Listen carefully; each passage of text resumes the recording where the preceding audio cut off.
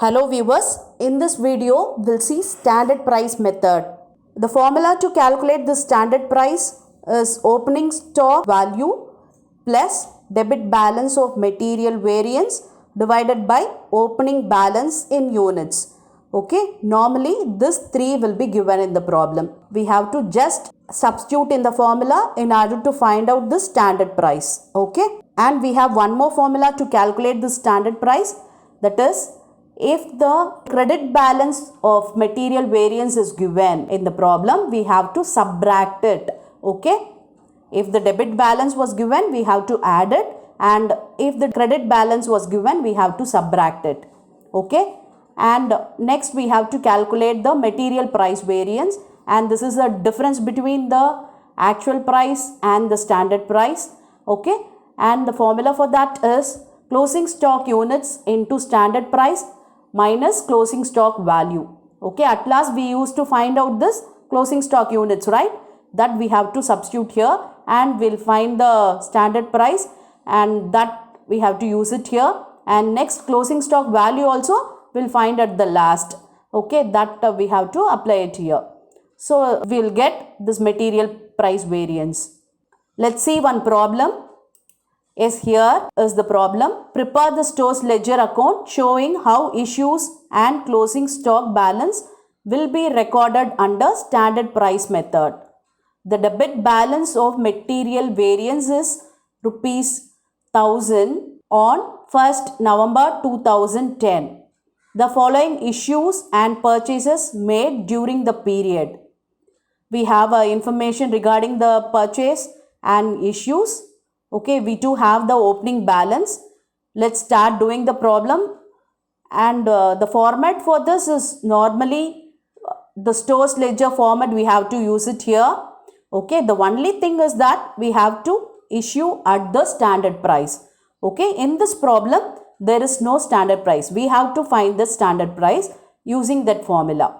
Okay, we have a debit balance of material variance 1000, and we have the opening balance units 1000 units, and its rate is 11 per unit. So the value of this is 11,000. So let's start calculating the standard price using this information. Okay, opening balance units is 1000 units and the value is 11,000, and debit balance of material variance is 1000 rupees. We'll get standard price rupees 12 per unit. Okay, at this price the issue has to be made. Okay, let's start doing the problem. On 1st November we have a opening balance 1000 units at the rate of 11 per unit.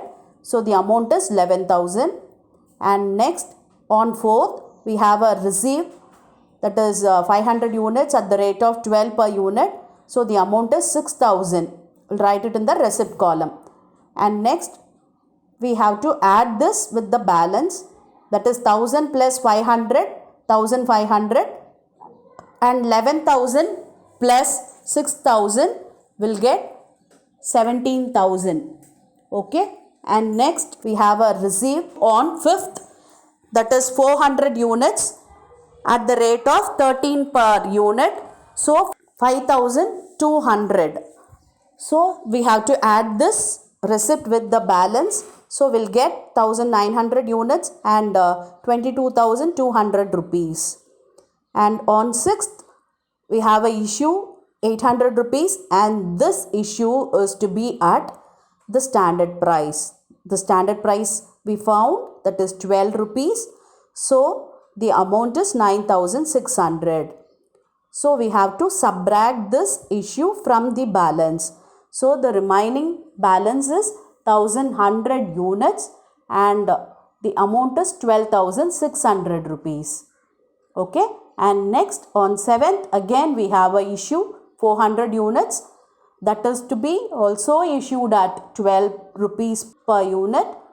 So 4,800 is the amount, and we have to subtract this from the balance of 1100 units, and we'll get 700 units, and in the balance column amount 12,600 minus 4,800 will get 7,800. Okay, the thing is that when we receive the material, it is to be added with the balance, and while issuing, that should be subtract from the balance. Okay, and 10th we have a receive. We'll write it in the receipt column. 1000 units at the rate of 14 per unit, so the amount is 14,000, and this to be added with the balance. So we'll get 1700 units and 21,800. Okay, and next 18th we have a issue, and the issue rate is 12 rupees, that is the standard price. So 700 into 12, 8,400. This to be subtracted from the balance column. So the balance available now is 1000 units and 13,400 rupees. And next again have a issue of 200 units, and this to be issued at 12 rupees per unit. So the amount is 2,400. Then we have to subtract this from the balance. So the balance units is 800 units and 11,000 is the amount. Okay, and 25th we have a goods received. Okay, that is 400 units at the rate of 11 per unit. So the amount is 4,400, and this to be added with the balance 1,200 units and 15,400. And at last we have to issue 300 units. It is to be issued at 12 rupees per unit, and the amount is 3,600. And this is to be subtracted from the balance of 1,200 units.